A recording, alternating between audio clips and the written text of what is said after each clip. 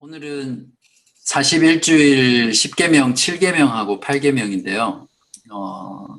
모든 계명이 그렇지만 매번 10계명을 할 때마다 이제 우리한테 요구하는 것들이 많고 또 수준도 높기 때문에 제가 여러분과 이것들을 나눌 때 참 부담이 많이 되는 것 같아요. 그래서 어느 정도까지 수위를 낮출 것인가 그런 좀 마음도 생기고요.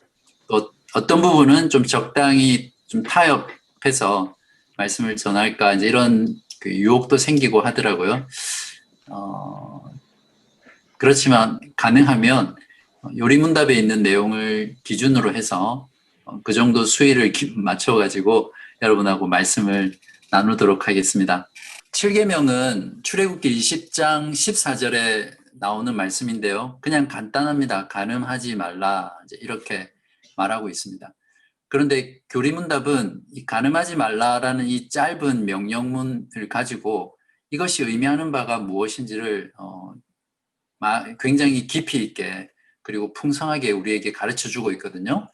결국 성경 전체에서 이 간음하지 말라라는 계명이 어떤 무엇을 말하는지 또 하나님께서 무엇을 요구하시는지 또 우리가 어떻게 이것을 준수해야 하는지 이런 것들을 성경 전체를 이해하고 해석하고 그 문맥 속에서 말씀해 주는 거기 때문에 우리에게 참 많은 유익을 주는 부분이라고 생각합니다. 그런 관점에서 이제 7계명과 8계명 차근차근 살펴보도록 하겠습니다. 먼저 108문하고 109문 문답을 같이 한번 읽어보겠습니다. 그런 다음에 그 내용을 제가 풀어서 설명을 해드릴게요. 108문 제가 먼저 묻겠습니다. 제7계명에서 하나님께서 원하시는 것은 무엇입니까? 답. 모든 부정은 하나님의 저주 아래에 있습니다. 따라서 거룩한 혼인의 관계에 있든지 독신으로 있든지 우리는 어떤 부정이라도 마음으로부터 미워하고 순결하고 단정한 생활을 해야 합니다. 계속해서 109문 제가 묻겠습니다. 하나님께서는 이 계명에서 간음 또는 그와 같은 부끄러운 죄만을 금하십니까? 답. 우리의 몸과 영혼이 모두 성령의 전이기 때문에 우리가 몸과 영혼을 순결하고 거룩하게 지키기를 원하십니다. 그렇기에 하나님께서는 모든 부정한 행동이나 몸짓, 말이나 생각이나 욕망, 또한 그리고 유혹하는 모든 것을 금하십니다. 이렇게 묻고 답하고 있습니다. 여러분이 문답만 깊이 있게 곰곰이 생각하면서 읽어보셔도 7계명이 무엇을 말하고 있는지 또 우리가 어떻게 그것을 지켜야 하는지 쉽게 잘 알 수 있습니다.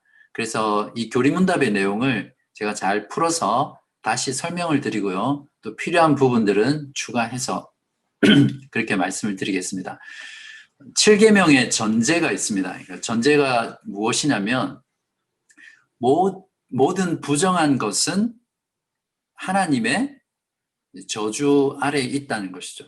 이게 큰 전제입니다. 이 간음하지 말라라는 계명에 있어서. 그래서 에베소서 5장 5절에 보시면 너희도 정녕 이것을 알거니와 음행하는 자나 더러운 자나 탐하는 자 곧 우상 숭배자는 다 그리스도와 하나님의 나라에서 기업을 얻지 못하리니 이렇게 말하고 있습니다.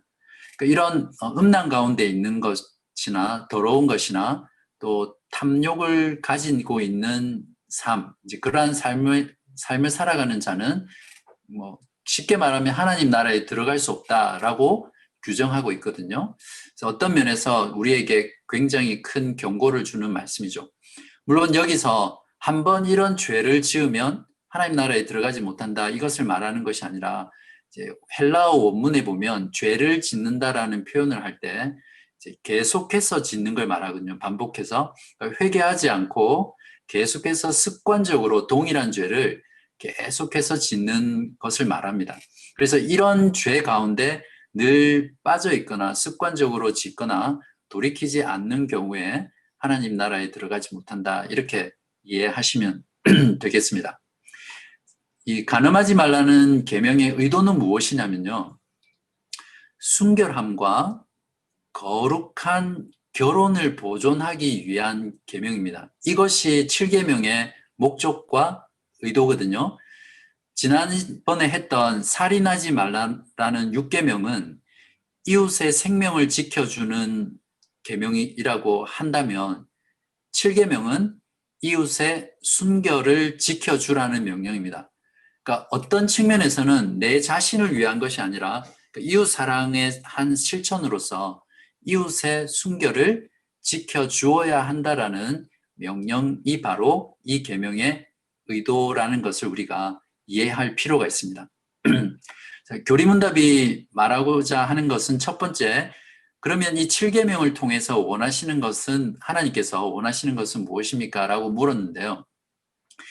거룩한 결혼 관계이든, 즉 결혼한 사람이죠. 아니면 결혼하지 않고 혼자 있는 독신이든 둘 다, 두 부류의 사람 모두에게 마음과 행위, 부분 모두에서 간음을 금지하고 있다는 것입니다. 그러니까 마음으로부터 우리의 모든 부정한 것을 싫어하고 미워해야 할 뿐만 아니라 또한 마음에서 삶이 나오고 마음에서 행동이 나오잖아요. 그래서 순결하고 단정한 생활을 해야 된다. 이것이 하나님께서 간음하지 말라는 계명을 통해서 우리에게 요구하시는 바입니다. 여기서 순결이라는 부분을 잠깐 살펴보면 순결에는 두 가지 종류의 순결이 있습니다. 두 부류의 사람이 있는 것처럼 결혼을 기준으로 해서 독신 생활을 하는 사람들의 순결과 결혼 생활을 하는 사람들의 순결, 이 두 가지 순결이 있죠. 그런 면에서 모든 사람의 순결을 말한다고 볼 수 있는 거죠.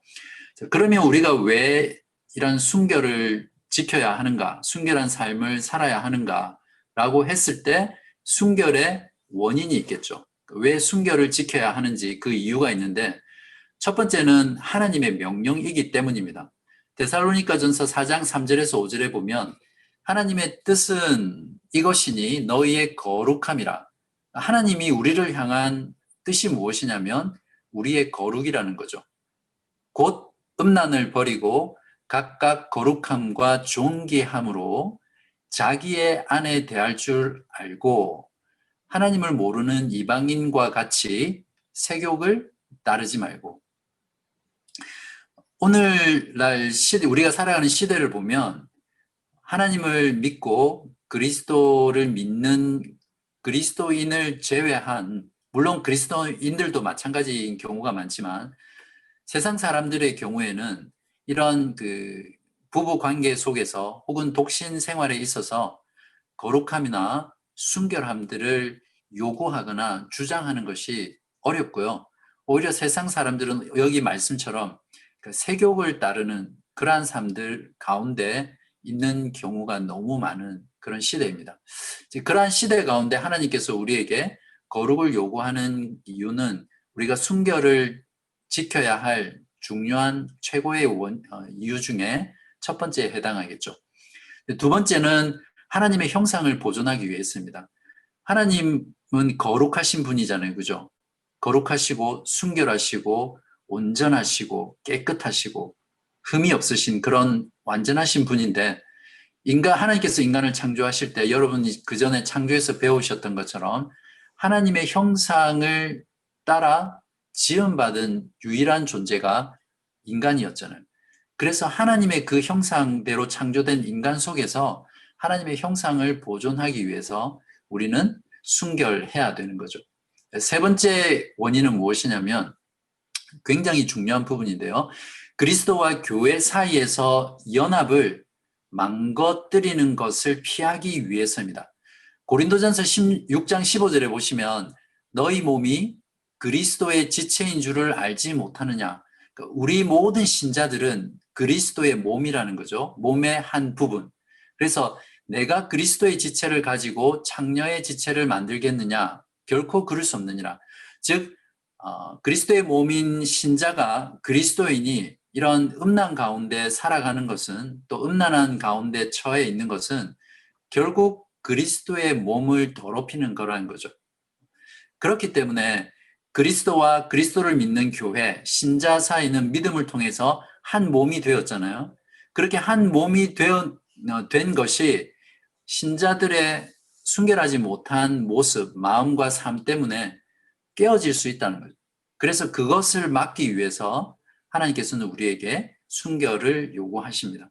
네 번째는 순결한 삶에 대해서 하나님께서는 상 주시고, 또 순결하지 않고 거룩하지 않는 삶에 대해서는 조금 전에 에베소서 5장에서 읽었던 것처럼 하나님 나라에 들어가지 못하는 그런 형벌을 줄 것이라고 말씀합니다. 물론 신자의 경우에는 나중에도 다루겠지만, 신자가 혹 사는 동안 이런 음란한 죄를 범했을 때 받는 형벌은, 그게 이제 어떤 죄에 대한 죄의 값으로서의 형벌이라기보다는 하나님의 징계로 이해를 해야 합니다. 이 부분은 뭐 이전에 다뤘기 때문에 자세히 하진 않고요. 그래서 그런 부분들 때문에 우리가 순결의 삶, 순결한 마음을 하나님 앞에서 지켜가야 합니다. 그 다음에 백구문에서 요리문답은 이제 하나님께서 금하시는 것은 무엇입니까? 라고 묻고 있는데요. 먼저 간음에 대한 부분을 살펴보겠습니다. 간음이라고 했을 때 1차적으로는 부부 간의 정절을 범하는 것이죠. 하나님께서는 이 간음에 대한 부분을 그 어떠한 죄보다도 심각하게 다루고 계시거든요. 순결에 어긋나는 많은 죄들이 있는데, 그런 모든 죄들 중에서도 이 간음이 하나님 앞에서 하나님 보시기에 가장 충격적이고 비열한 악으로 하나님께서는 여기십니다. 그래서 이스라엘 백성들이 하나님을 반역하고 하나님을 버리고 우상을 섬겼을 때 하나님은 그것을 영적인 간음으로 늘 표현하셨거든요. 마찬가지로 부부 사이에서 일어나는 그러한 간음은 하나님 앞에서 이스라엘 백성들이 하나님 앞에 범하는 그런 영적인 간음처럼 가장 큰 죄 중에 하나로 하나님께서 다루신다는 것을 우리가 잘 알아야 하겠습니다. 이제 결혼에 관해서 다루기를 원하는데요. 하이델베르크 요리문답 7계명을 주석하고 있는 많은 책들, 또는 10계명을 주석하면서 이 7계명을 설명하는 많은 학자들이 이 부분을 다루면서 결혼이라는 부분을 자세하게 다루고 있거든요. 그 이유가 무엇이냐면, 이러한 간음이라는 부분, 음란이라는 부분, 이러한 부분들은 결혼과 관련된 부분이 굉장히 많기 때문에 그렇습니다. 그래서 결혼에 관해서 다루고 넘어가야 되는데요. 결혼이란 무엇인가라고 했을 때 이미 여러분들 가운데는 오랫동안 결혼 생활을 하신 분도 계시고, 또 원하시든 원하지 않든 또 혼자 계신 분도 계시고, 또 아직 독신 가운데 계신 분도 계실 텐데, 결혼이란 무엇인가라고 이야기했을 때 우르시누스는 이렇게 정의를 내리고 있습니다. 한 남자와 한 여자 사이에 분리할 수 없는 정당한 연합이라고 먼저 정의를 합니다. 여기서 주의할 것은 한 남자와 한 여자라는 거죠. 그러니까 남자와 남자, 여자와 여자가 아니라 한 남자와 한 여자 사이에 분리할 수 없는, 그러니까 한 몸이 되면, 결혼해서 한 몸이 되면 이제 분리할 수 없다는 거죠. 분리할 수 없는 정당한 연합이다. 그러니까 하나님께서 인준하신 연합이라는 거예요. 연합으로서 인류의 번성을 위하여 하나님께서 제정하신 것이다. 이렇게 자카리우스 우르시누스가 하이델베르크 요리문답 해설을 하면서 이렇게 정의를 했습니다. 또한 결혼이란 또 다른 측면이 있는데요. 두 사람이 하나님 앞에서 맺는 신성한 관계입니다. 이 말은 무엇이냐면, 결혼이라는 것은 하나님께서 부부와 맺으시는 영원한 언약 관계라는 거죠. 그러니까 결혼은 그냥 한 개인의 문제가 아니라, 또 한 가정의 남녀가 결혼하는 것이 아니라, 결혼은 개인적일 뿐만 아니라 동시에 언약적인 것, 즉 하나님과 그 부부가 언약을 맺는 교회적인 일이라는 거죠. 그렇기 때문에 교회에서 결혼하는 교회에서 교우분들의 자녀들이 하는 결혼은 그런 면에서 그 가정 개인의 문제가 아니라 교회적인 일이고 그 언약 공동체 속에서 하나님께서 인정한 그러한 연합의 모습으로 우리가 이해할 때 우리가 결혼한 부부들에 대해서 우리가 어떻게 대해야 할지를 잘 알 수 있겠죠. 그 다음에 중요한 부분이 무엇이냐면 결혼을 하나님께서 제정하신 목적인데요. 첫 번째는 정당한 방법으로 하나님께서 인류를 지속시키고 또 인류를 증가시키는 수단을 위해서 하나님께서 결혼을 제정하셨고요. 두 번째는 하나님께서 교회를 모으기 위해서 결혼을 제정하셨습니다. 즉 결혼을 통해서 그 결혼 가운데 태어나는 언약의 자손들을 통해서 하나님 나라를 확장해 가시고 그 가정을 통해서 하나님의 언약 백성, 즉 교회를 지속해 가시는 거죠. 그렇기 때문에 하나님께서 결혼을 제정하셨습니다. 이제 세 번째 중요한 이유는 무엇이냐면 그리스도와 교회 사이에 연합의 모습이 있잖아요. 그 모습을 실제 우리들의 삶 가운데 또 우리들이 살아가는 이 세상 가운데 하나님께서 보여주시기 위해서입니다. 그렇기 때문에 부부 사이에서 지켜야 될 이런 순결이 깨어질 때는 그리스도와 교회가 한 몸이 되었잖아요. 그러니까 그것이 부부 관계 속에서 드러나는 것인데 부부 사이에 그러한 모습이 깨어지면 교회와 그리스도와의 그러한 모습도 결국 깨어진 모습으로 나타날 수 있다는 거죠. 그래서 하나님께서는 결혼이라는 이 제도를 통해서 그리스도와 교회가 어떻게 연합했는지를 잘 보여주는 그런 의도로 결혼이라는 것을 만드셨습니다. 그 다음 네 번째 결혼의 목적은 무엇이냐면 이제 무절제한 정욕을 피하기 위해서 결혼을 제정하셨고요. 이 부분은 조금 뒤에 또 다룰 겁니다. 그리고 마지막으로 다섯 번째는 결혼한 당사자들 사이에서 서로 그 결혼한 관계 가운데 수고하고 또 서로를 위해서 기도하는 삶이 결혼 관계 가운데 있게 하기 위해서 결혼을 제정하셨다. 이제 이렇게 정리를 할 수 있겠습니다. 자, 그 다음에는 이제 우리가 살펴볼 게 그렇다면 결혼한 사람들의 의무가 있을 거예요. 그죠? 결혼 관계 속에서 그 의무가 무엇인지를 살펴보면 첫 번째는 당연한 이야기이겠지만 서로 사랑해야 되는 거죠. 에베소서 5장 28절에 보면 이와 같이 남편들도 자기 아내 사랑하기를 자기 자신과 같이 할지니 자기 아내를 사랑하는 자는 자기를 사랑하는 것이라. 결혼한 사람들의 첫 번째 의무는 부부가 서로 사랑하는 거죠. 이거는 누구도 부인할 수 없는 당연한 내용이고요. 두 번째는 무엇이냐면 부부 간의 정절입니다.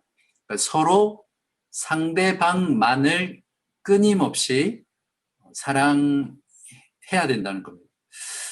제가 이 부분을 준비하면서 이제 종교개혁자들의 여러 가지 책들을 좀 읽게 되었거든요.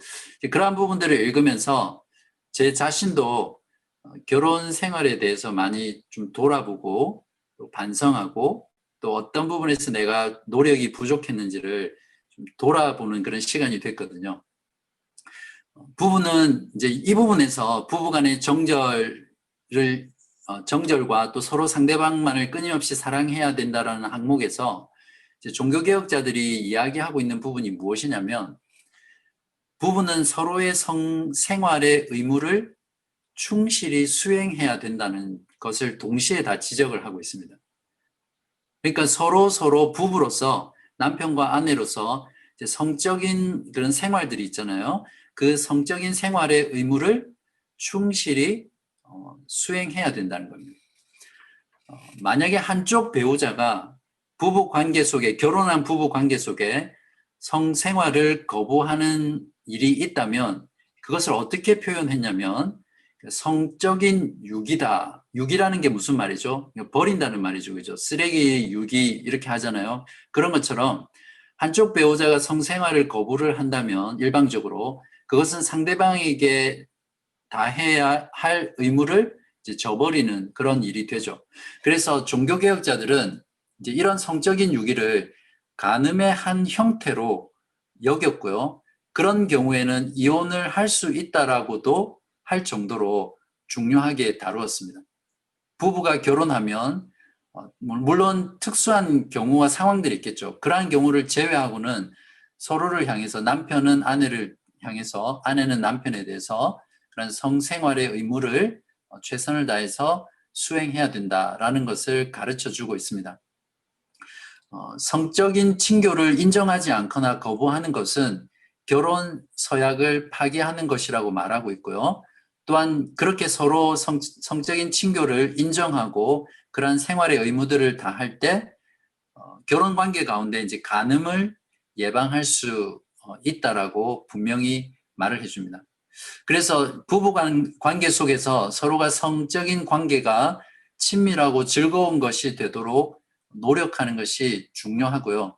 이러한 것들이 부족할 때 궁극적으로 서로에게 어떤 간음에 노출시키는 일이 될 수 있다라고 그렇게 종교개혁자들과 또 우르신누스도 가르치고 있습니다.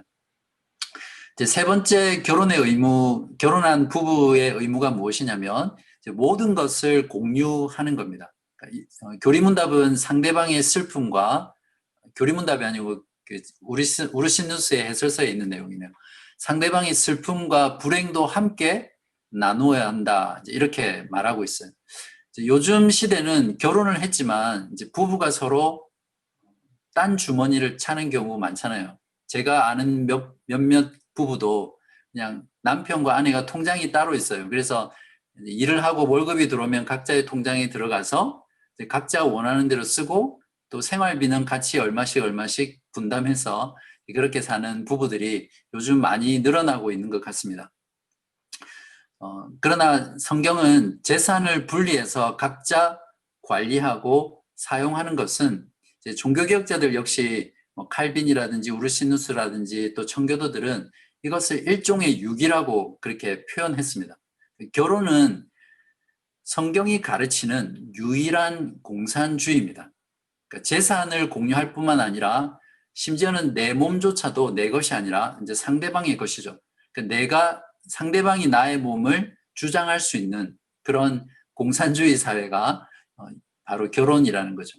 고린도전서 7장 4절에 보면 아내는 자기 몸을 주장하지 못하고 오직 그 남편이 하며 남편도 그와 같이 자기 몸을 주장하지 못하고 오직 그 아내가 하나니 이제 그 말씀이거든요. 이 고린도전서 7장의 내용은 어떤 문맥에서 주어졌냐면 이제 간음의 문제를 다루면서 부부가 어떤 정욕에 불타서 그러한 죄 가운데 노출되지 않도록 결혼을 하라라고 권고하고 있고 그러한 권고 가운데 있는 내용이거든요. 즉 이 말은 무엇이냐면 어떤 서로에 대해서 성적인 성생활의 의무를 충실히 수행하려는 말이고 또 더 나아가서는 결혼 관계 가운데는 내 몸조차도 내 것이 아니라 상대방이 같이 공유하는 그런 것이라는 거죠. 그래서 이 세상 가운데 마이클 호튼이라는 학자가 그렇게 말을 했습니다. 유일하게 또 허용되고 또 완벽하게 이루어질 수 있는 공산주의가 바로 결혼 관계다, 부부 관계다 그렇게 이야기를 했습니다. 그 다음에 네 번째 결혼 부부의 의무는 무엇이냐면 자녀 양육과 교육입니다. 이 부분은 제가 말라기서 2장 13절에서 15절을 적어드렸는데 참조하시고요. 그 다음 마지막 다섯 번째는 무엇이냐면 서로의 결점을 보완하려는 마음으로 서로를 감싸는 태도, 이것이 결혼 관계 속에서 두 사람이 해야 될 의무입니다. 자, 그러면 결혼이라는 것은 중립적인 문제일까요? 아니면 중립적이지 않은가요? 네, 결론부터 말씀드리면 결혼은 중립적인 문제입니다. 어떤 금욕의 은사나 독신의 은사를 가진 자에게는 결혼이 반드시 해야 되는 명령이 아니죠. 특히 오늘날 시대 가운데는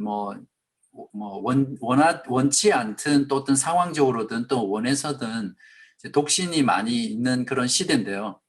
교회 안에서는 어떤 분위기가 자꾸 결혼을 하지 않으면 안 된다라는 그런 걸로 많이 한국 교회 같은 경우는 부추기거든요. 그러나 성경은 결혼에 대해서 중립적인 문제라고 말을 하고 있습니다. 그래서 교회 공동체 가운데 독신으로 있는 사람들도 동일하게 하나님 앞에서 결혼을 한 사람이나 하지 않은 사람이나 동등하고 존귀하고 귀하다는 것, 또 그것 자체가 하나님 앞에서 아름답고 귀한 것이라는 것을 우리가 이해해야 합니다. 고린도전서 7장 1절에 너희가 쓴 문제에 대하여 말하면 남자가 여자를 가까이 아니함이 좋으나 이제 이렇게 바울이 말을 하고 있거든요.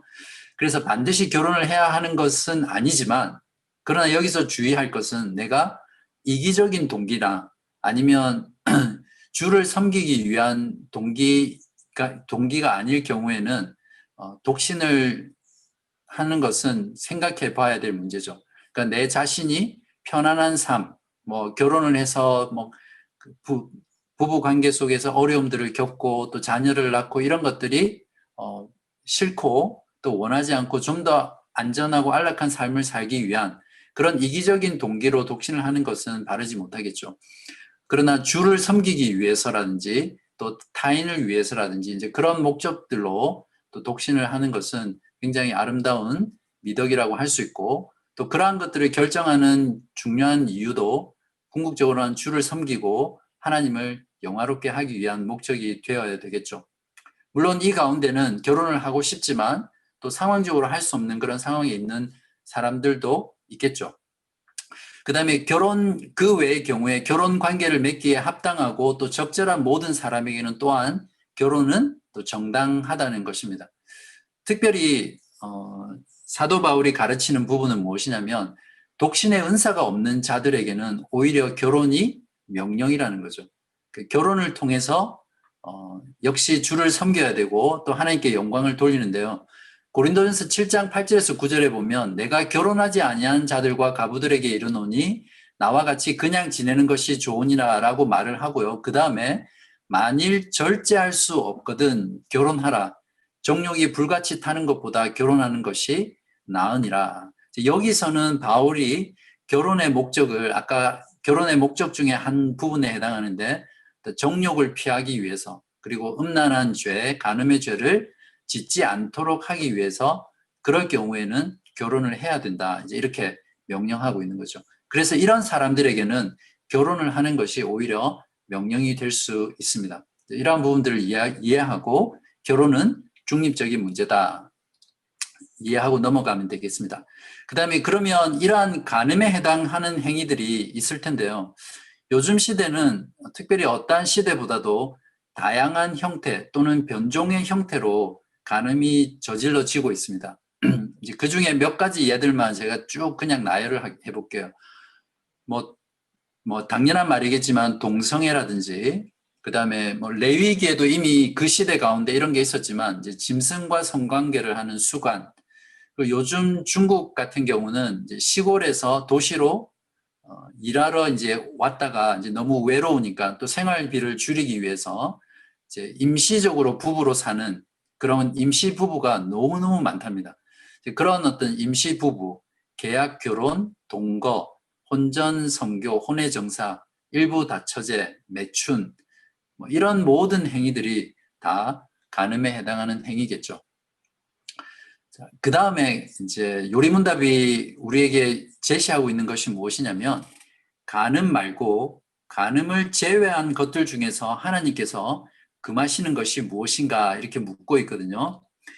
이 부분에 보면 종교개혁자들이 십계명을 그리고 하나님의 계명을 이해했던 것처럼 보다 적극적이고 또 보다 깊고 풍성하게 그 계명을 이해했다는 걸 잘 알 수 있습니다.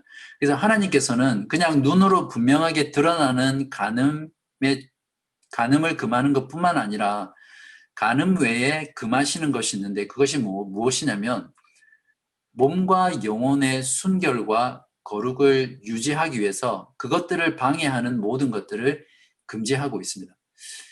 우리의 몸과 영혼까지도 순결하고 거룩하게 지켜야 될 이유가 무엇이죠? 우리의 몸과 영혼이 바로 하나님의 성령이 거하시는 거룩한 하나님의 성전이기 때문에 우리의 몸뿐만 아니라 우리의 영혼조차도 거룩하고 순결하게 유지해야 된다는 거죠. 그래서 금하시는 그 항목이 무엇이냐면 모든 부정한 행동이나 몸짓까지도 금하시고요. 그다음에 우리의 말이나 생각이나 욕망조차도 하나님께서는 금하고 계십니다. 마태복음 5장 27절에서 28절에 예수님께서는 이 십계명의 간음을 보다 본질적으로 해석해서 이렇게 주셨죠.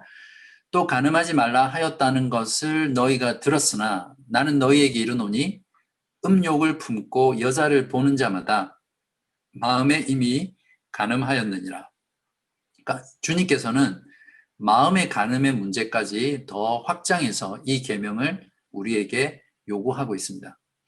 에베소서 5장 3절에서 4절에 보시면 음행과 온갖 더러운 것과 탐욕은 너희 중에서 그 이름조차도 부르지 말라. 즉 우리의 말 속에 언어 속에 그러한 것들이 섞이지 않도록 아예 단절시키라는 말이죠.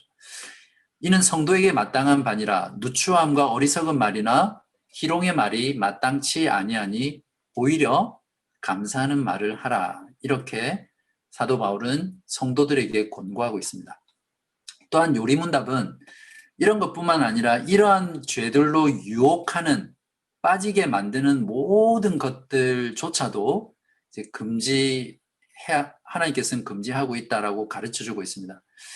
여기선 특별히 오늘날 우리가 살아가는 시대에는 이제 보는 것에 주의해야 되겠죠. 에덴 동산에서도 아담과 하와가 범죄했던 가장 근본적인 이유가 뭐냐면 그들의 눈으로 하나님이 금하신 것들을 보고 탐욕이 일어난 것이거든요. 그래서 우리가 보는 것을 선택해서 볼 필요가 있습니다. 그 중에는 이제 간음과 관련된 부분에서는 음란물을 시청한다든지 음란한 잡지라든지 또 선정적인 영화, 드라마, 잡지 이런 것들을 끊어버리고 또 멀리하는 것이 필요하겠죠. 그리고 친구를 사귈 때도 주의를 하셔야 됩니다. 여러분의 친구 가운데 늘 만나면 음담패설을 한다든지 그런 성적인 대화를 한다든지 또 그런 것들을 아무렇지 않게 생각하는 그런 친구나 그룹들이 있다면 그런 친구 관계까지도 주의하고 이렇게 그런 친구와 어울리지 않도록 조심하는 것이 필요합니다. 그 외에 환경적으로 뭐 클럽이라든지 술집이라든지 그런 선정적이고 음란한 문화와 또 태폐적인 것들을 조장하고 만들어가는 그런 환경 속에 우리들이 가지 않도록 조심해야 되는 것이죠. 이제 이러한 부분들은 특별히 이제 저도 그 전에 비즈니스를 하면서 경험했던 부분인데 특히 사업을 하는 사람들이나 또 직장에서 회식이라든지 파티 같은 것들을 할 때 보면 굉장히 주의해야 될 부분들이 많이 있습니다. 제가 구체적으로 말씀을 안 드려도 아시죠? 이제 마지막으로 그러면 이 간음과 관련해서 간음하지 말라라는 이 부분과 관련해서 세 가지 상태에 있는 사람들에 대한 적용을 하고 이 부분을 마무리하도록 하겠습니다. 이제 첫 번째는 이제 지금 현재 이런 음란한 마음이나 정욕에 이끌리는 사람들이 있죠. 특별히 이제 남자의 경우 이런 부분이 더 약한데요. 어떤 그 야한 부분, 음란한 부분, 선정적인 부분 또는 어떤 성적인 욕구 때문에 괴로워하는 그런 사람들이 많이 있습니다. 사람마다 약한 부분이 있는데 어떤 사람의 경우에는 특별히 이런 성적인 유혹에 굉장히 약한 사람이 있습니다. 그런 사람들에게 주어지는 권면이 무엇이냐면 제가 적어드린 세 가지 구절을 보시면 알 수 있습니다. 그 중에 야고보서 말씀을 보시면 야고보서 1장 14절에서 15절에 보시면 오직 각 사람이 시험을 받는 것은 자기 욕심에 끌려 미혹됨이니 이 말은 이제 이렇게 이해를 할 수 있습니다. 우리가 살아가는 세상에는 유혹이 없을 수 없거든요. 특별히 현대 사회는 이런 성적인 유혹들이 지천에 깔려 있죠. 이제 그런 유혹들이 있을 때 그 유혹에 결국 빠지는 것은 무엇이냐면 자기의 욕망 또 자기의 욕심과 그런 유혹의 환경이 이렇게 탁 만나기 때문이에요. 그래서 만나면서 부딪히면 거기에서 불이 일어나거든요. 그렇기 때문에 모든 책임은 사실은 그 욕심에 이끌려간 자신에게 있는 거죠. 이런 가운데 약한 사람은 이런 것에 약한 사람들은 이런 유혹에 노출되지 않도록 자신을 더 절제하고 또 더 선줄로 생각하지 말고 늘 조심하면서 깨어 있는 게 중요합니다. 그리고 늘 하나님께 기도 가운데 나아가야 하고요. 고린도전서 10장 12절에서 13절에 보면 그 말씀이 있죠. 그런즉 선줄로 생각하는 자는 넘어질까 조심하라. 사람이 감당할 시험 밖에는 너희가 당한 것이 없나니 오직 하나님은 미쁘사 너희가 감당하지 못할 시험 당함을 허락하지 아니하시고 시험 당할 즈음에 또한 피할 길을 내사 너희로 능히 감당하게 하시느니라. 제가 주변에 보면 그런 사람이 좀 있는 것 같아요. 나는 이런 부분에서는 절대 안전해. 나는 절대 그런 범죄를 하지 않을 거야. 이제 자신을 너무 자신하는 거죠. 그러나 이런 성적인 유혹과 범죄에 있어서는 인간이라면 누구도 안전할 수 없습니다. 늘 조심해야 되고 깨어 있어야 되고요. 특별히 그런 유혹 가운데 힘든 사람이 있다면 그것을 이기지 못할 시험은 아니거든요. 오늘 말씀처럼 하나님께서 반드시 그러한 시험들을 감당할 수 있도록 이렇게 만들어 주실 것입니다. 여기서 시험은 테스트가 아니라 템테이션, 유혹을 말하거든요. 그렇기 때문에 우리에게 어떠한 유혹이 있다 하더라도 하나님께서는 그 유혹을 잘 인내하고 이겨낼 수 있도록 우리에게 피할 길도 주시고 또 이길 수 있는 힘도 주실 것임을 믿고, 혹시 여러분 가운데 안 계시겠지만 첫 번째에 해당되는 분이 계시다면 이러한 말씀들을 통해서 하나님의 권면의 말씀을 잘 듣기를 원합니다. 두 번째는 역시 여러분 가운데 해당되지 않겠지만 지금 간음과 음란한 행실 가운데 있는 자에게 주는 말씀입니다. 에베소서 5장 3절에 보면 음행과 온갖 더러운 것과 탐욕은 너희 중에서 그 이름조차도 부르지 말라. 이는 성도에게 마땅한 바니라. 음행과 온갖 더러운 것 탐욕은 이름조차도 부르지 말라고 했는데 실제로 그러한 간음과 음란한 행실 가운데 여전히 살아가고 있다면 그것은 더더욱 성도에게 마땅한 바가 아니겠죠. 그래서 이러한 경고의 말씀을 우리가 잘 듣고 하나님께 간구하면서 그러한 죄에서 벗어나고 끊어버리고 하나님 앞으로 다시 나와야 하는 부류가 바로 이 두 번째 부류가 되겠습니다. 그다음에 세 번째 부류는 이제 과거에 예수를 믿기 전에일 수도 있고 또 예수를 믿고 난 가운데서도 어떤 연약함 가운데 그러한 범죄를 저지른 사람들이 있을 거예요. 그래서 과거의 죄나 또는 현재 지금 내가 이러한 성적인 죄 가운데 있음으로 인해서 고통하고 슬퍼하고 또 그것으로 인해서 낙담하고 있는 부류가 있을 겁니다. 에베소서 5장 5절 말씀처럼 이러한 자들은 하나님 나라에 들어가지 못한다는 경고의 말씀을 들으면서 나는 정말 하나님 나라에 들어가지 못하는 건 아닐까 그래서 낙담하고 좌절하고 실망한 그런 사람들이 있겠죠. 이제 그런 사람들에게 하나님께서는 또 이러한 위로의 말씀을 또 줍니다. 이제 그런 경우에는 이제 로이드 존스 목사님을 인용하고 싶은데요. 이렇게 말했습니다. 복음을 기초로 그리고 진리를 위해 이렇게 말하지 않을 수 없다. 간음도 용서받을 수 없는 죄가 아니다. 간음이 무서운 범죄인 것은 사실이지만 간음 때문에 하나님의 사랑이나 하나님의 나라와 관계없이 죄를 짓고 있다고 스스로 느끼는 사람이 존재하는 것을 하나님은 용납하시지 않는다. 절대로 그렇게 하시지 않는다. 진정으로 회개하고 자기의 죄의 흉악함을 깨닫고 하나님의 무한한 사랑과 자비와 은혜에 의지한다면 여러분은 용서받을 수 있으며 나도 하나님이 여러분을 용서하실 것으로 확신한다. 하지만 거룩한 예수님의 말씀을 듣자. 가서 다시는 죄를 범하지 말라. 요한복음 8장 11절. 이렇게 로이드 존스 목사님이 산상수훈 강해에서 이 부분을 이렇게 설명했습니다. 결론을 맺겠습니다. 7계명.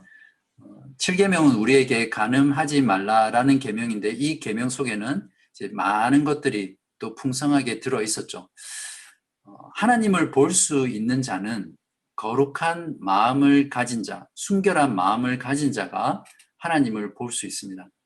거룩한 마음, 순결한 마음을 가진 사람이 거룩한 삶, 순결한 삶을 살 수 있겠죠. 그래서 마태복음 5장 8절에서 주님께서는 마음이 청결한 자는 복이 있나니 그들이 하나님을 볼 것이며 라고 말씀하셨습니다. 히브리서 12장 14절에도 모든 사람과 더불어 화평함과 거룩함을 따르라. 이것이 없이는 아무도 주를 보지 못하리라. 이렇게 말했거든요. 아무도 주를 보지 못하리라는 이 말은 화평함에 걸리는 게 아니라 거룩함에 걸리는 말이거든요. 그래서 거룩함을 따르는 사람이 주를 볼 수 있다라는 그런 말씀이죠. 그래서 하나님께서 우리에게 간음하지 말라라는 것을 요구하는 것은 그러한 거룩하고 순결한 삶을 통해서 우리가 주를 보고 또 하나님을 볼 수 있는 그런 자로 교제하고 또 그렇게 하나님을 알 수 있게 하기 위함이라는 것을 우리가 잘 기억하기를 바랍니다. 자, 그러면 어떻게 우리가 이러한 7계명을 온전히 준수할 수 있을까요? 오늘 내용을 보면 어떻게 보면 하나님께서 신자에게 그리스도인에게 요구하는 수준이 너무나 높아 보이고 어떤 부분에서는 우리가 지켜가기 어려운 부분처럼 보일지도 모릅니다. 그러나 지금 우리가 살아가는 세상 사람들과 비교했을 때 하나님이 우리에게 요구하시는 이러한 수준은 결코 높은 것이 아니라 하나님이 온전하시듯이 하나님의 백성인 우리들, 하나님의 형상으로 회복된 우리들에게 하나님께서 요구하시는 것은 오히려 우리의 안녕과 우리의 행복을 위하며 또 우리와 하나님께서 온전한 교제 가운데 살아가기를 원하시는 하나님의 사랑이라고 볼 수 있겠죠. 그럼 이 간음의 계명을 어떻게 지킬 것인가? 디도서 3장 5절에 보시면 우리를 구원하시되 우리가 행한 바 의로운 행위로 말미암지 아니하고 오직 그의 긍휼하심을 따라 중생의 씻음과 성령의 새롭게 하심으로 우리를 구원하셨다고 말씀합니다. 즉 우리는 성령으로 그리스도와 연합한 존재죠. 그래서 말씀과 성령의 도우심으로 우리는 이 계명을 신실하게 지켜갈 수 있습니다. 즉 그런 면에서 우리는 매일매일의 삶이 말씀과 성령 그리고 말씀과 기도로 영적인 전투를 우리의 실제적인 삶에서 살아가는 것이고요. 그러한 신자의 삶은 치열한 삶이죠. 그래서 신앙생활은 결코 쉬운 것이 아닙니다. 그러니까 치열하게 우리의 매일의 삶 가운데서 하나님이 요구하시는 거룩하고 순결한 삶을 살아나가기 위해서 몸부림치는 거죠. 이제 그러한 삶 가운데는 우리가 실패하고 넘어질 때도 있습니다. 그래서 예수 그리스도께서는 우리를 대신해서 죽으셨고요. 또 우리를 위해서 지금도 하나님 우편에서 중보하고 계시는 거죠. 그래서 이러한 영적인 시름들이 우리의 삶 속에 치열하게 일어날 때 그리스도의 그 십자가, 우리는 갈보리 언덕 위로 날마다 올라가는 그런 삶을 살게 되고요. 그러한 삶을 통해서 우리는 더 큰 하나님의 사랑과 하나님의 긍휼과 자비하심으로 그리스도의 사랑을 십자가를 통해서 경험할 수 있게 될 것입니다. 8계명은 도둑질에 대한 내용입니다. 출애굽기 20장 15절에 보면 도둑질 하지 말라.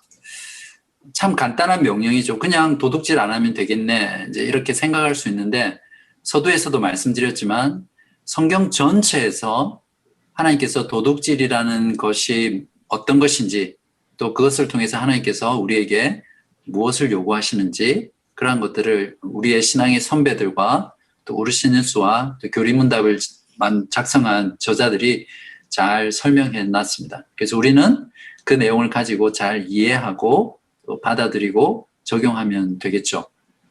그럼 먼저 110문과 111문을 같이 한번 또 읽어보겠습니다. 제가 묻고 여러분이 답해 주시면 좋겠습니다. 110문 제8계명에서 하나님께서 금하신 것은 무엇입니까? 여러분이 답해 보십시오. 하나님께서는 국가가 법으로 처벌하는 도둑질과 강도질만을 금하신 것이 아니고 이웃의 소유를 자기의 것으로 삼으려고 시도하는 모든 속임수와 관계를 도둑질이라고 말씀하십니다.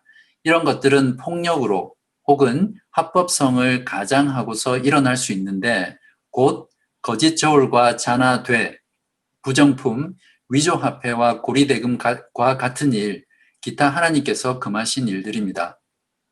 하나님께서는 또한 모든 탐욕을 금하시고 그의 선물들이 조금이라도 잘못 사용되거나 낭비되는 것을 금하십니다.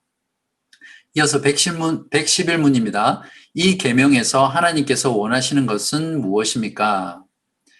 내가 할 수 있고 해도 좋을 경우에는 나의 이웃의 유익을 증진시키며 내가 남에게 대접을 받고 싶은 대로 이웃에게 행하고 더 나아가 어려운 가운데 있는 가난한 사람을 도울 수 있도록 성실하게 일해야 합니다. 6계명의 의도는 아까 제가 어떻게 말씀드렸죠? 이웃의 생명을 지켜주는 것, 살인하지 말라는 것이.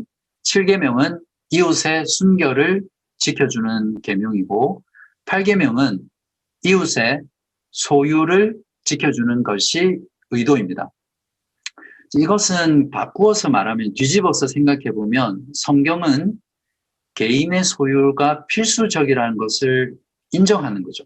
개인의 소유를 인정하기 때문에 이웃의 소유를 지켜주어야 한다라고 말하는 거죠. 기독교는 결코 공산주의가 아니라 개인의 소유를 존중하고 개인의 소유를 인정하는 것이라는 것을 우리가 잘 알아야 하겠습니다. 그러면 하나님께서 이 계명을 통해서 금하시는 것은 이제 백신문에 나와 있는 내용인데요. 도둑질의 본질이 무엇인지를 교리문답이 잘 설명해 주고 있습니다. 국가에서 처벌하는 법적인 도둑질이죠. 도둑질과 강도질. 여기에는 가택을 무단으로 침입해서 무언가를 가져가는 것, 또 매장에서 쇼프리프팅이라고 그러죠. 매장에 있는 물건을 훔치는 것, 일반적인 절도, 그런 모든 것들을 이제 도둑질이라고 규명하고 있습니다.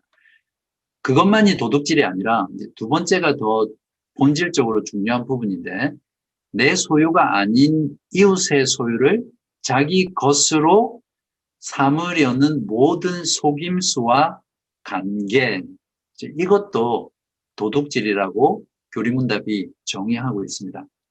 그러면 이제 이러한 도둑질의 본질을 근거로 해서 도둑질에는 어떠한 형태가 있는지 살펴볼게요. 첫 번째는 폭력적인 형태가 있겠죠. 말 그대로 협박해서 강제로 탈환하는 것, 강제로 가져가는 거죠. 대표적인 게 강도질이 여기에 해당하겠죠. 그리고 모든 형태의 납치 및 인신매매 이런 것들을 다 도둑질이죠. 그러니까 과거에 미국에서 일어났던 그런 노예 제도들이 사실은 다 도둑질의 형태라고 볼 수 있습니다.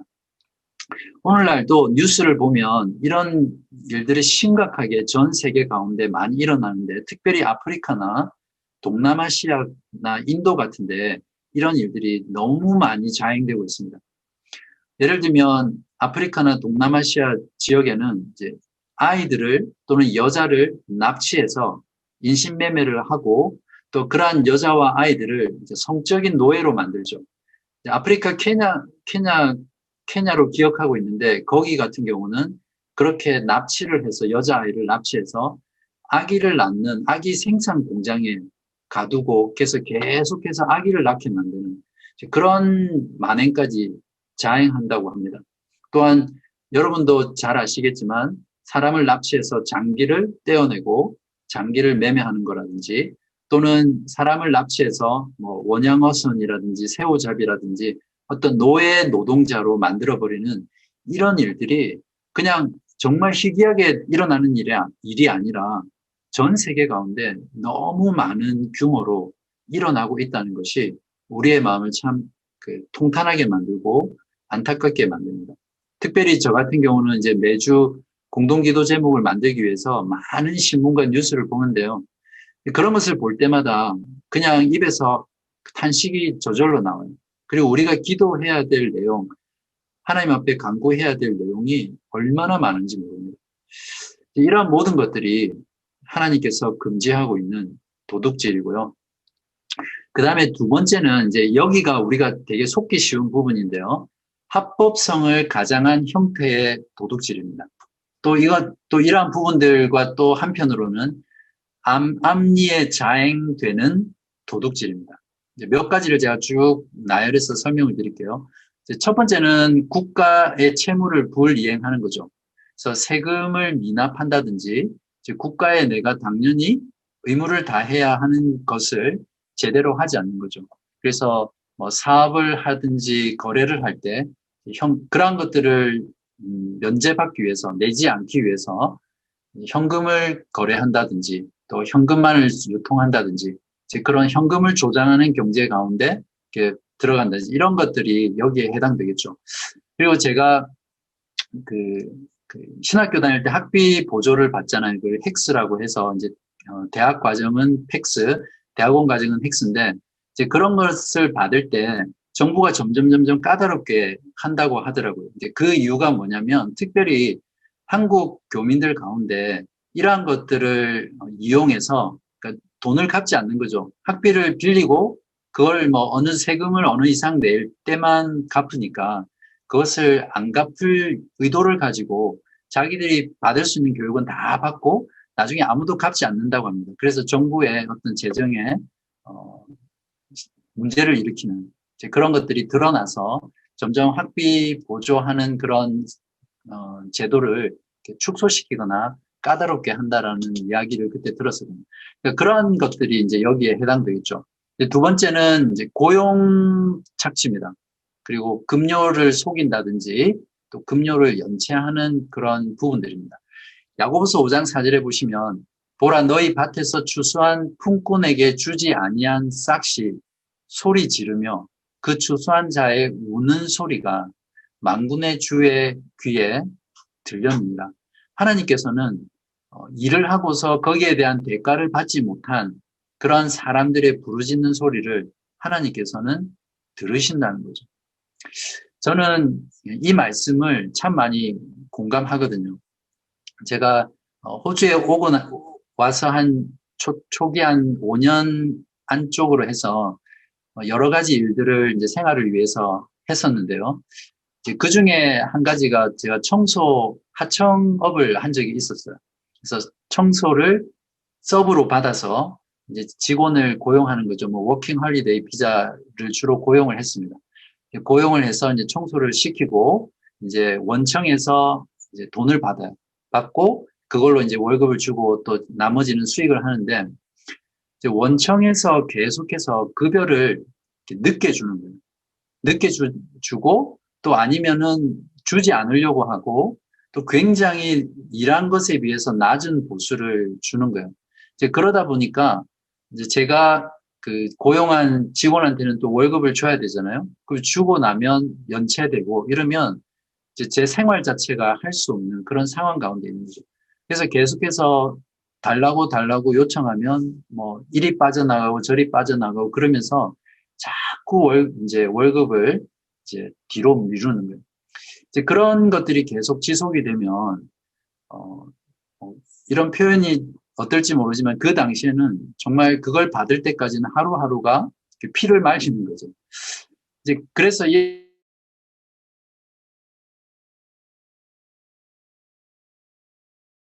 그러니까 내가 어떤 사업을 하면서 누구 있는 그리스도인 같은 경우는 정말 이 말씀에 귀 기울이면서 급여를 연체한다든지 또 정당한 대가를 지불하지 않는다든지 또 주지 않는 이런 행위들은 그리스도인이라면 정말 해서는 안 되는 이제 그런 일이라고 우리가 이해를 해야 합니다. 본문 말씀처럼 하나님께서 그렇게 고통하는 사람들의 부르짖음을 들으신다고 그러잖아요. 그래서 뭐 결론적으로 말하면 갑질을 하면 안 됩니다.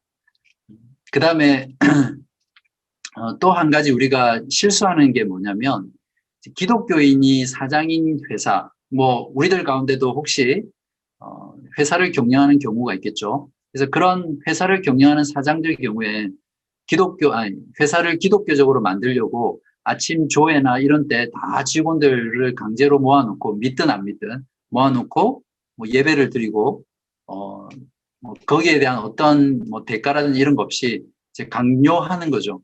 이제 그런 일들 자체가 사실은 직원들의 어떤 노동을 착취하는 거고 바르지 못한 그런 모습이죠.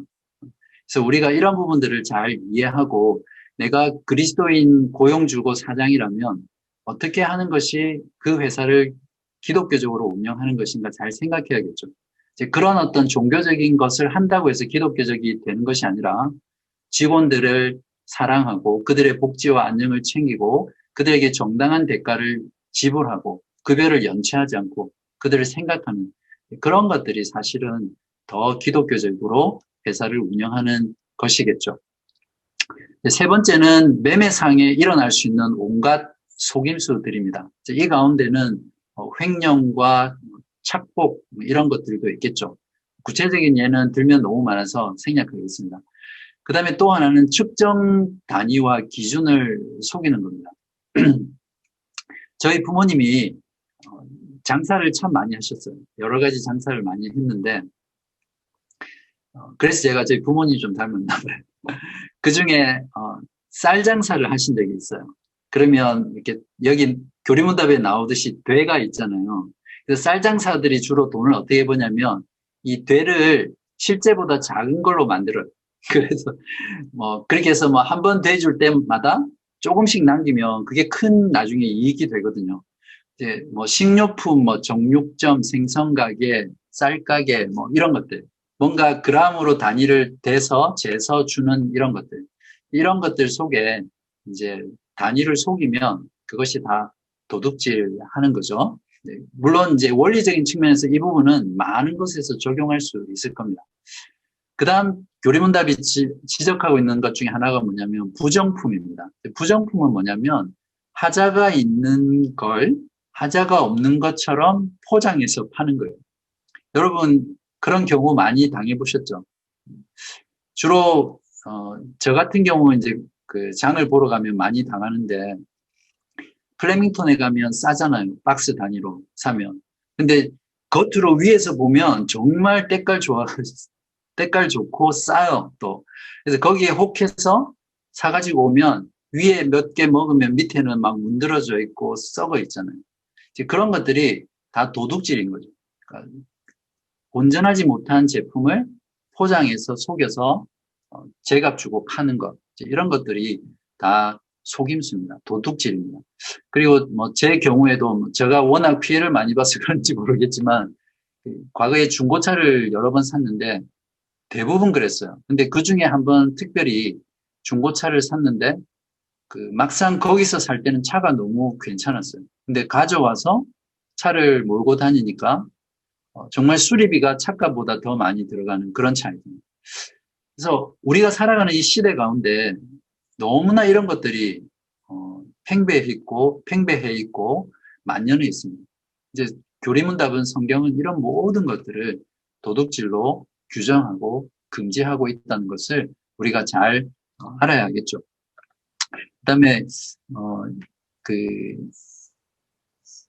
교리문답이 만들어졌던 시대에도 아마 위조 지폐가 있었나 봅니다. 그래서 위조 화폐도 금하고 있어요. 그래서 이 부분은 우리들에겐 크게 해당이 안 돼서 제가 넘어가겠습니다. 그래서 위조 화폐도 도둑질고 당연한 거고요. 그다음에 또 하나 중요한 건 뭐냐면 불필요한 물건을 과장 또는 허위 광고를 해서 판매하는 거예요. 그 사람이 꼭 필요한 물건이 아닌데 이제 과장하거나 이것이 꼭 필요한 것처럼 이야기해서 사게 만드는 거죠. 특별히 요즘 시대에 사람들이 건강, 장수, 그리고 미용, 아름다움 이런 것에 관심이 많잖아요. 또 거기에 대해서 굉장히 민감해 있고 그래서 그러한 소비자들의 심리를 이용해서 건강 관련된 제품이라든지 또 질병이 치유된다라는 부분이나 또 이뻐진다라는 이런 것들을 통해서 속여서 물건을 팔거나 상품을 팔거나 또는 과장해서 파는 이런 모든 행위들은 다 도둑질이라는 거죠. 그리고 특별히 명품이라든지 또 여행이라든지 부동산이라든지 이런 것들은 특별히 아주 화려하게 광고하고 마케팅 하잖아요. 그래서 거기에 현혹돼 가지고 꼭 필요한 게 아닌데 명품을 사거나 또 정말 럭셔리해 보이는 여행을 가거나 또 집을 사거나 이제 이런 경우들이 많은데 조심해야 되는 부분이죠. 그러한 모든 행위들이 도둑질에 해당한다는 겁니다. 그래서 당연히 팔지도 말아야겠고요.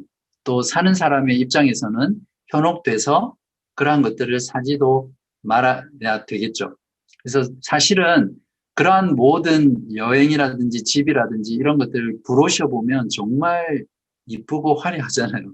그리고 왠지 그걸 갖고 싶게끔 만들고, 그래서 그냥 이건 제 생각인데 브로셔는 다 가짜다 이렇게 생각하고 현혹되지 않았으면 좋겠습니다. 그 다음에 또 한 가지 부분은 뭐냐면 불성실한 근무입니다. 에베소서나 골로새서에도 잘 나와 있는데요. 직원이죠, 주로. 직원이나 아니면 어떤 재화나 서비스를 고객에게 팔 때도 해당되겠죠. 그래서 눈치를 보고 대충 적당히 일을 하거나 또는 근무 시간을 허위로 기재하거나 근무 시간에 일과 관련 없는 개인적인 일을 한다든지 이렇게 하는 모든 행위들은 고용주의 도둑질을 하는 거나 마찬가지죠. 그래서 성실하게 내가 일하고 근무하는 것이 이 계명을 잘 지키는 것이라고 우리가 할 수 있습니다. 그 다음에 또 한 가지 중요한 부분은 이제 불로소득을 추구하는 부분인데요. 이제 불로소득이라는 것은 이제 도박, 부동산 투기, 그 다음에 주식 투기. 제가 주식 투자라고 안 했고 투기라 했습니다. 혹시 여러분 가운데 주식 투자를 하실 수 있는 분도 있을 것 같아서 투기라고 했습니다. 그러니까 아무런 노력 없이 소득을 추구하는 거죠. 그러니까 불로소득을 추구하는 거죠. 그러한 것들은 다 도둑질에 해당한다라고 가르쳐 주고 있습니다. 그래서 모든 그리스도인은 빨리 부자가 되는 방법이나 돈을 버는 법을 추구한다든지 또한 그러한 방법을 권면하지 말아야 합니다. G.I. 윌리엄슨이라는 목사님이 훔치지 않고 죄화를 획득할 수 있는 세 가지 방법을 잘 말해줬는데요. 첫 번째는 상속받은 유산, 두 번째는 선물, 그러니까 남에게 받는 거죠. 세 번째는 노동의 대가에 대한 보수나 사업을 통한 수익. 이 세 가지만이 훔치지 않고 죄화를 획득할 수 있는 세 가지 방법이다라고 말을 하면서 성도들은 일하지 않고 생산하지 않고 더 나은 소득을 얻으려고 하는 모든 시도를 포기해야 합니다라고 권면하고 있습니다. 또 하나 중요한 오늘날 도둑질 가운데 하나는 지적인 재산을 도둑질하는 거죠. 다른 사람이 쓴 논문이나 설교나 작품들을 표절하는 거, 소프트웨어나 또 음악이나 영화 같은 것들을 불법으로 다운로드하는 거, 이런 것들이 다 도둑질이죠. 그 마이클 호튼이라는 목사님이 자신의 책에서 이런 예를 들었더라고요. 미국에서 그 당시에 가장 불법으로 많이 유통된 영화가 있었는데 그게 뭔지 아세요? 패션 오브 크라이스트였다고 합니다.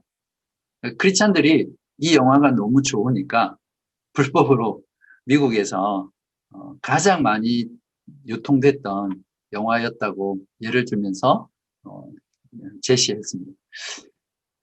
그 다음에 교리문답은 고리대금을 금지하고 있거든요. 종교개혁자들은 할 수 있으면 이자를 받지 않으려고 했고 또 성도들에게 이자를 받지 말도록 가르쳤습니다. 시편 15편 5절에 보면 이자를 받으려고 돈을 구워주지 아니하며 뇌물을 받고 무죄한 자를 해하지 아니하는 자이니 이런 일을 행하는 자는 영원히 흔들리지 아니하리이다 이렇게 말하고 있습니다. 그러니까 이자를 받고 돈을 구워주지 않는 사람들은 그만큼 경고하다라는 것을 말해주는 거죠.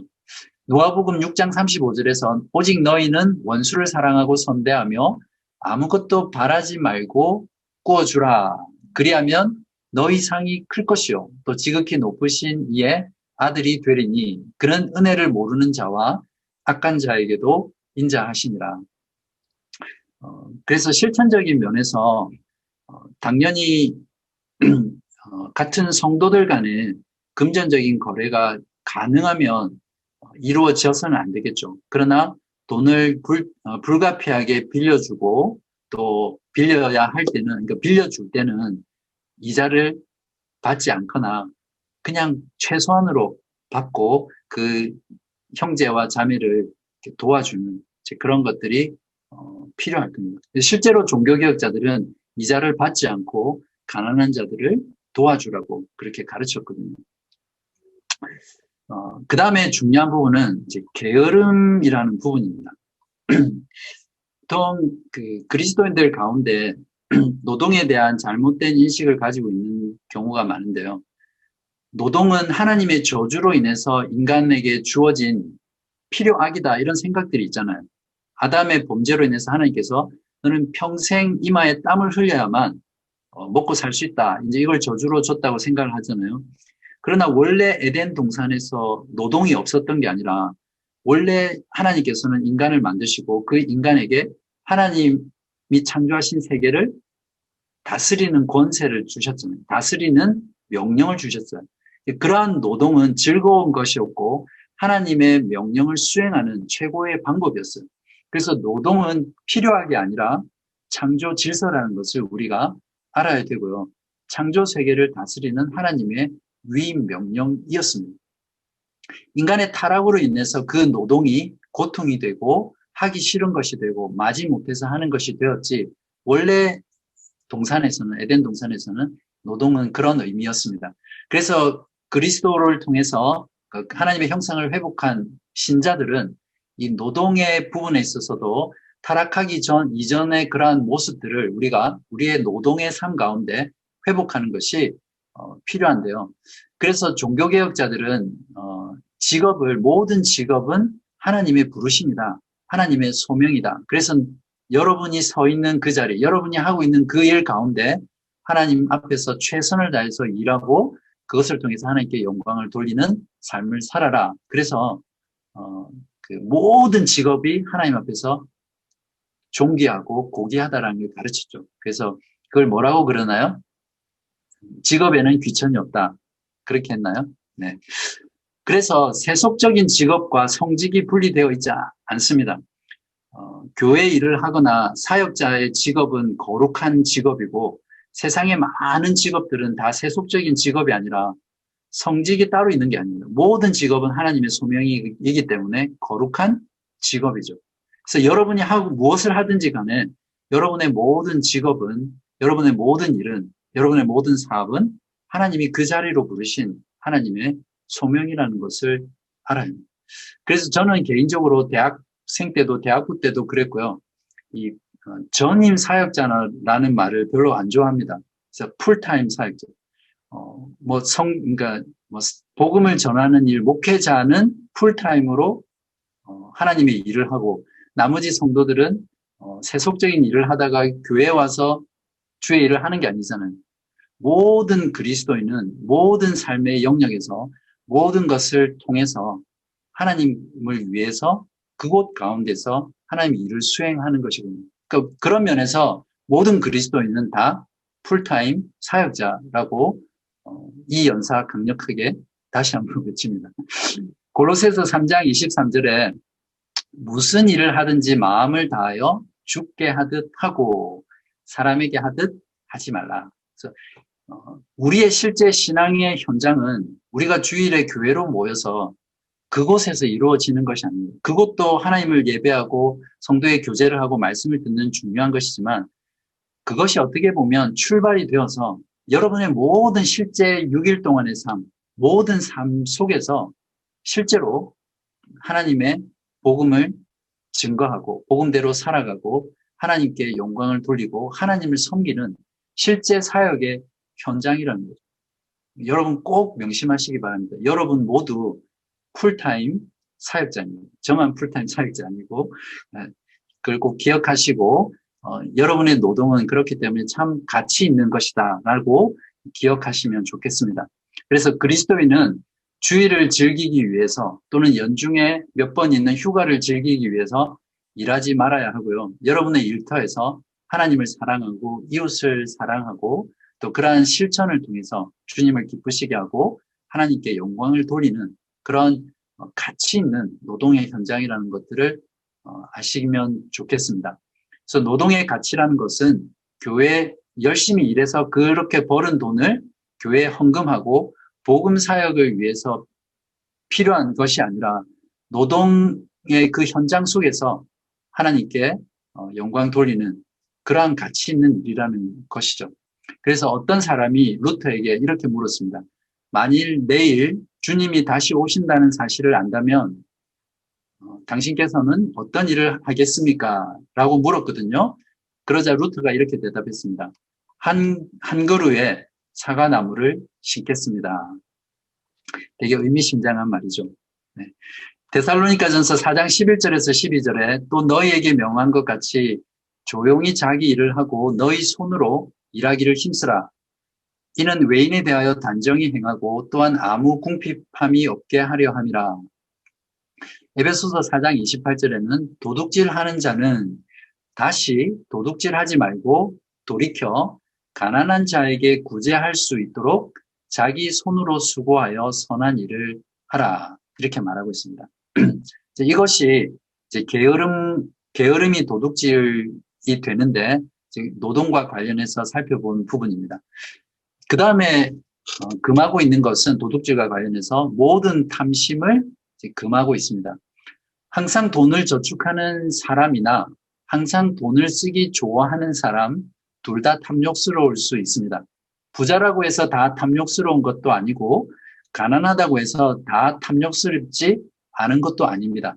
인간은 모두 어떤 형편에 있든 다 탐욕스러운 탐심을 하는 존재가 바로 이제 인간이죠. 그래서 누가복음 12장 15절에 그들에게 이르시되 삼가 모든 탐심을 물리치라. 사람의 생명이 그 소유에 넉넉한 데 있지 아니하니라 하시고 그렇게 말씀하고 있습니다. 그 다음에 제가 좀 중요하게 다룰 부분이 있는데요. 도둑질 가운데 하나님이 주신 모든 선물을 오용하고 낭비하는 것이 도둑질입니다. 그것을 하나님께서 금지하고 있는데요. 이 세상에서 주님으로부터 받지 않은 것이 없죠. 모든 것은 하나님의 선물입니다. 우리에게 있는 은사, 재능, 외모, 건강, 집안, 학력, 교육, 환경, 그리고 지금 우리들 모두가 이렇게 살아있는 것, 또 시간, 이런 모든 것들, 내가 가지고 있는 모든 것들 중에 하나님이 주시지 않은 것이 없습니다. 그 모든 것은 우리에게 그저 값없이 주신 선물이거든요. 그렇기 때문에 그 모든 것을 내 마음대로 잘못 사용하거나 낭비하는 것은 하나님의 것을 도둑질하는 것이라고 가르쳐주고 있습니다.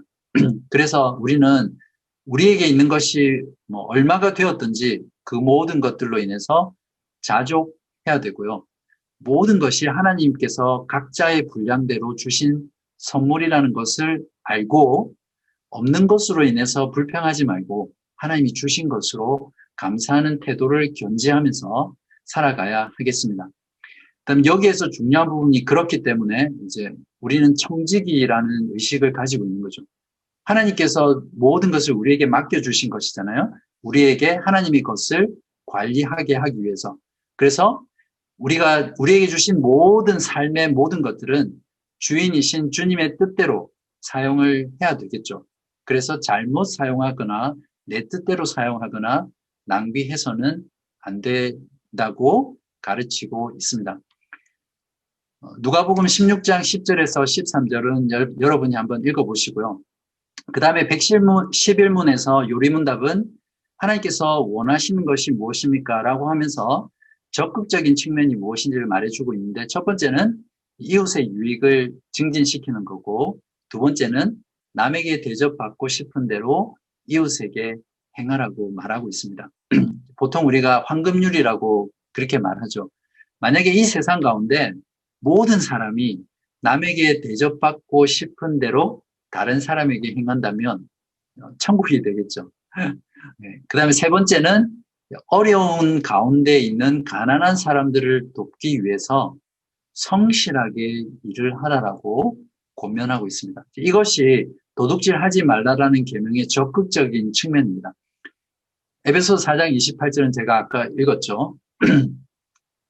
자, 그래서 칼빈은 고대 교회를 연구한 뒤에 기독교 강요에서 교회 재산의 네 가지 용도를 이렇게 가르쳐주고 있습니다. 첫 번째는 교회 사역자를 위해 쓰고, 두 번째는 가난한 자들을 위해서 쓰고, 세 번째는 교회 건물의 수리를 위해 쓰고, 네 번째는 해외와 국내의 가난한 자들을 위해 써라. 그래서 고대 교회는 교회의 재산의 대부분을 가난한 자들을 위해서 사용했고 또 그것을 위해서 따로 떼놓았다라고 칼빈이 가르쳐 주고 있습니다. 자, 이제 오늘 모든 강의의 결론을 맺겠습니다. 7계명, 8계명 간음하지 말라, 도둑질하지 말라, 이 간단한 두 가지 명령 속에 우리에게 하나님께서 원하시고 금지하시는 것들이 참 많죠. 제가 이 부분을 준비하면서 제 자신을 이렇게 많이 돌아봤어요. 걸리는 게 너무 많은 거예요. 제 삶을 과거의 삶, 또 현재의 삶 이렇게 쭉 돌아보니까 걸리는 게 너무 많더라고요. 특별히 8계명 같은 경우는 그냥 한마디로 제 삶의 많은 부분이 도둑질하면서 살아왔다 이런 생각이 들더라고요. 많은 항목에서 자유로운 부분이 없고 많이 걸렸습니다. 그런 면에서 제가 지금까지 너무 기준이 낮은 삶을 살았던 게 아닌가 돌아보고 또 회개하는 그런 시간들을 가졌습니다. 어떻게 보면 여러분들이 이 내용을 들으시면서 하나님의 요구가 너무 높은 것이 아닌가 그런 생각도 들지 모르겠습니다. 그렇지만 결코 아니고요. 8계명 같은 경우에 오히려 그리스도인이 아닌 사람들이 더 철저하게 잘 지키는 경우가 더 많거든요. 그런 것에 반해서 오히려 그리스도인이고 신자고 교회이면서도 이런 하나님이 요구하시는 것들을 온전히 지켜내지 못하는 것은 정말 교회가 세상 가운데 빛과 소금으로서의 역할들을 잘 감당하지 못하고 있는 그런 모습이죠. 그런 면에서 그리스도인은 세상에서 가장 높은 윤리와 도덕을 가지고 있는 존재고요. 또한 그렇게 살아가야 하고 또 그렇게 살 수 있는 존재로 하나님께서 부르셨고 지으셨고 만드셨습니다. 왜냐하면 우리가 섬기는 하나님이 거룩하고 순결하고 존귀하신 분이시잖아요. 그래서 하나님께서도 내가 거룩하니 너희도 거룩하라 이렇게 말씀하신 거죠. 교회는 하나님께서 택하신 족속이며 거룩한 나라고 또 왕같은 제사장입니다. 이러한 정체성을 가지고 우리들은 세상 가운데 빛과 소금으로 살아가야 되겠죠. 이러한 기준으로 우리가 세상 속에서 우리의 삶에서 말씀과 씨름하며 순종하면서 살아갈 때 하나님께서 우리를 교회 가운데 교회로 부르신 하나님의 뜻이 오롯이 드러나고 세상으로 하여금 하나님께 영광을 돌리게 만들고 하나님의 이름이 높아지고 또한 그것을 통해서 세상으로 하여금 교회로 오게 할 수 있는 그런 역할들을 하는 거죠. 그래서 복음을 전하는 것과 복음과 일치하는 삶을 사는 것은 결코 분리된 것이 아닙니다. 그러한 부분들을 우리가 잘 기억해야 될 필요가 있습니다. 물론 우리가 이러한 것들을 다 지키며 사는 것이 어떤 면에서는 힘들지 모르겠습니다. 그러나 디도서 말씀처럼 그리스도께서 우리를 구원하실 때 중생의 씻음과 또 성령의 새롭게 하심으로 구원하셨기 때문에 우리는 깨끗하게 된 자고 또 새롭게 된 자고 새로운 피조물이죠. 그리고 우리는 그리스도와 연합해서 그리스도의 사랑이 우리 안에 있고요. 우리 안에는 이제 새로운 성품, 새로운 성향, 새로운 것을 추구하는 마음, 새로운 방향성이 우리 가운데 이미 내재해 있습니다. 그래서 여러분 모두는 죄를 짓지 않는 것보다 죄를 짓는 것이 훨씬 더 어려운 사람이 되었습니다. 여러분 동의하세요? 하나님께서는 이러한 명령을 주실 때 반드시 그것을 지킬 수 있는 능력과 또 방법을 주십니다. 그 약속을 또 그것을 잊지 마시기 바랍니다. 그러므로 우리는 이러한 명령들을 준수해 갈 때 성령에 의지해서 성령을 따라 살아가고 그러한 성령과 함께 이러한 삶을 살아가기 위해서 씨름하고 몸부림치고 치열하게 전투하는 삶, 그것이 우리의 소명이죠. 그래서 천상의 교회는 승리의 교회라고 부르지만 지상의 교회는 전투하는 교회라고 그렇게 부르는 이유가 바로 여기에 있습니다.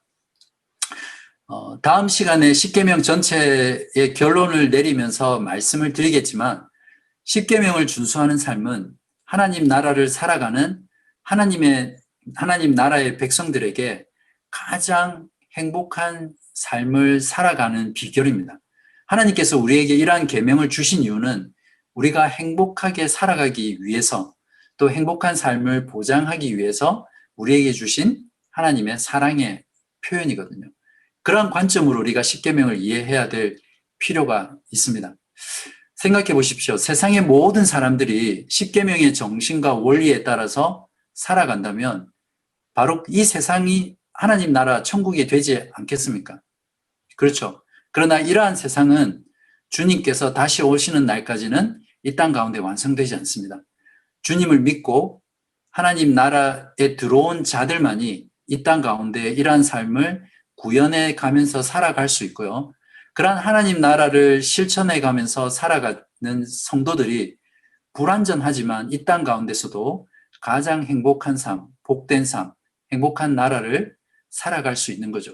그래서 주님께서 오셔서 완성시킬 그 완전한 하나님 나라에서 우리는 지금 이 땅을 살면서 잠깐 경험하는 그런 천국의 삶을 영원토록 무한의 시간 속에서 무한히 누리면서 살아가게 될 것입니다. 이러한 복된 소망을 가지고 오늘 하루하루 주님께서 우리에게 주신 이 계명들을 기쁨과 자원함으로 성령 가운데 지켜가는 여러분 되시기를 주님의 이름으로 간절히 기도합니다.